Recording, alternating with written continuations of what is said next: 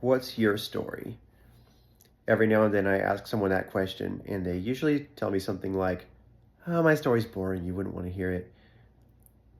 And that's funny because I don't think that anybody wants their story to be boring, though many of us may be disappointed with our lives.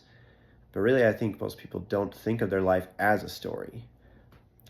But I think that life probably has to be pretty disappointing if you don't think of it as a story, because then it's just a bunch of stuff that happens. And if they're positive, then great. But the moment that the positive is over, like that's over. Like if your life is a story, then there's something redemptive about the times when it's not going the way you want it to, right? The stories that we're drawn to, that we love, are stories where it's not going well most of the time, but it all is meaningful to us and attractive to us because it is going somewhere, and we sense that it is.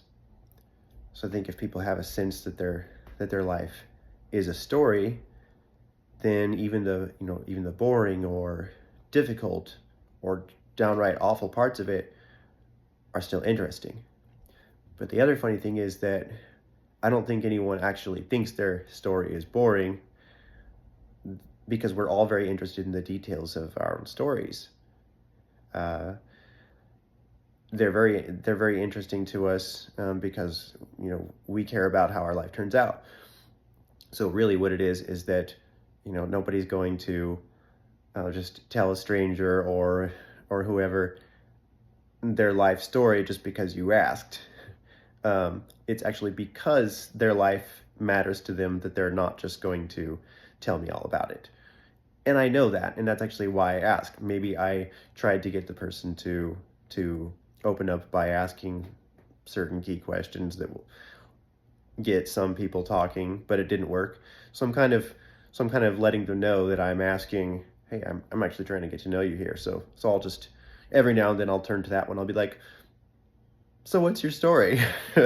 And then I give them the chance to go ahead and also vocalize what they have been subtly trying to say, which is, I don't really care to tell you. But then there's the other kind of person who just tells you everything without you even asking, without you saying anything. They'll just tell you their life story.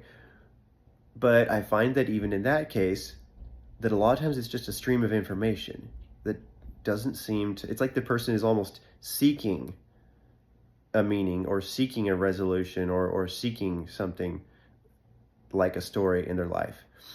And they're dying for their life to be a story, and they want to tell you all about it, but they don't necessarily know what the story is. So whether we're really claiming about it and personal about it, or whether we're just super open about it, I think usually we don't really have a sense of what our story is, and what it's about. But I think that it would be positive for us to do that, to try to frame our own life as a story. I mean, we do anyway. We get to know each other's stories by sharing the little bits and pieces as life goes on, and that's the more intimate way to share, right? But there is something to be said, I think, for intentionally framing your life as a story, not just for others, but also for yourself. There's like three big reasons, I think, which is one, we're in, obviously we all know, a very disconnected generation, especially with online lifestyle and everything, right? And so it's easy for us to just all become like picture albums to each other. And we can be out of touch with our own selves and our own sense of of who we are and where our life is going. So if I really try to see what the story of my life is, I might find that I'm not the character I want to be in it. Maybe I want my story to be about something different.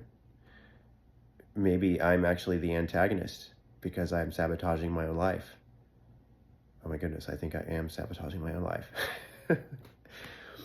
But maybe I'm the antagonist, period. Maybe I'm a narcissist. That's who I am in the story of my own life.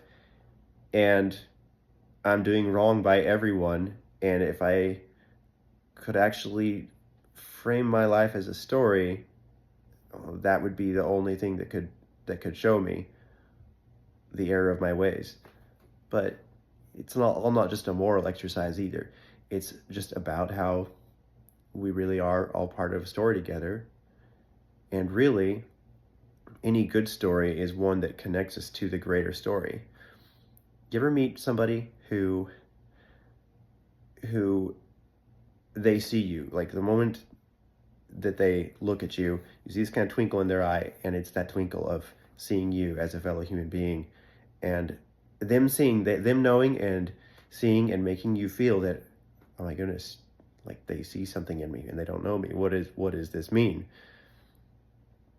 And it's somebody who has already discovered the meaning of their own story, and it's that story connects to everyone else's, including you.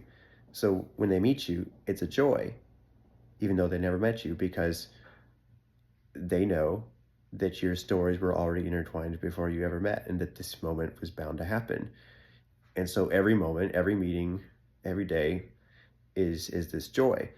And there's this purpose of this being a stop on your journey to have this encounter with this person.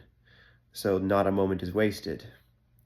Anyway, that's kind of like where I would like to get, to be one of those kind of people who actually gives everyone around me a sense of purpose in their own life, a sense of meaningfulness as part of this story we're all in. And actually, that's a big reason why I would want to share my story, and would like others to do the same. Like, I'm not gonna like push it, but if anyone gets the idea from this to like post or share your story somehow in a way that you could link it to me. I'd love to follow it. But I kind of want to do my own experiment and try to share my story. And one reason is because, to me, my story is a spiritual journey. And I've always been most fascinated by spiritual things and the big questions of life, and like history and science and religion and just all of it. But it's very personal to me, not just an academic interest. And I love to have conversations about these things, but they really don't happen as often as I would like. Like, I have them with with a waiter, or with somebody I meet on an airplane. And there are certain people in my family and in my life that will always be up for a conversation like this. But I love getting into these kind of conversations, but I'm not pushy enough to really get into them. So I want to put myself out there somehow. And one thing, though, that I'm seeing more of, but I'd like to see more of, is that when genuine dialogue about big things, about spiritual things, when it happens, that people have to be really honest about their biases. And it turns out that the only way to really be honest about your biases is to tell your story, because your story is your bias. You are your bias. Your perspective, as shaped by your experiences, is your bias and is mine. And so I have to be in touch with what my story is for me to be able to be genuine with other people. Excuse me. And if we kind of expect that and project that, then we won't get manipulated by like people online who are trying to influence us to follow their politics that may or may not be healthy, or some different kind of spiritual or religious movement that may not be healthy. What if we knew their story, and where they're coming from is they have this vendetta? And what if we knew our own story and realized that the reason we're drawn to them is because we have the same vendetta? So I want to be in touch with my story. And this video's over because I'm having a little attack here.